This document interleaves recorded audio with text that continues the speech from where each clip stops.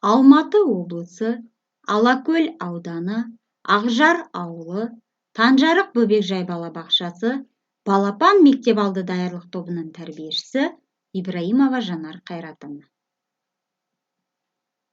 Сәлеметсіңдер ме, балалар?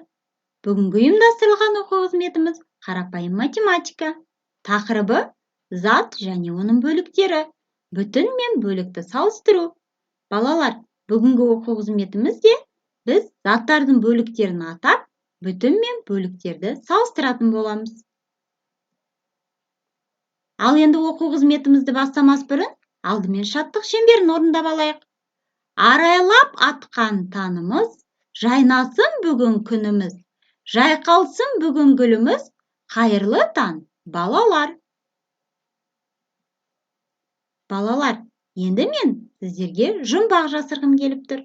Сіздер оның шешуін тауып көріңіздер. Әрі қызыл, әрі тәтті, татқан жанды таныр қатты. Бұл не?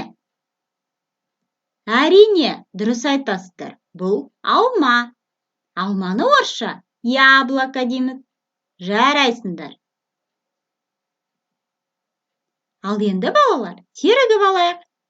Тербеледі ағаштар, алдымнан жел еседі. Кіп-кішкентай ағаштар биік болып өседі. Тамаша, жарайсыңдар. Балалар, бірінші тұрған алма. Бұл бүтін алма. Ал осы бүтін алманы ортасынан екіге бөлетін болсақ, оның жартысын біз бөлік дейміз.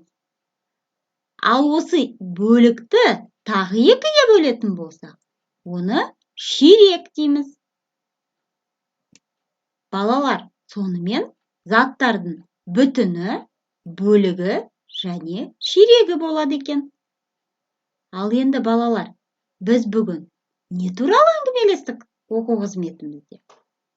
Заттардың бөліктері туралы. Дұрыс айтасыздар. Ал заттың қандай бөліктері болады екен?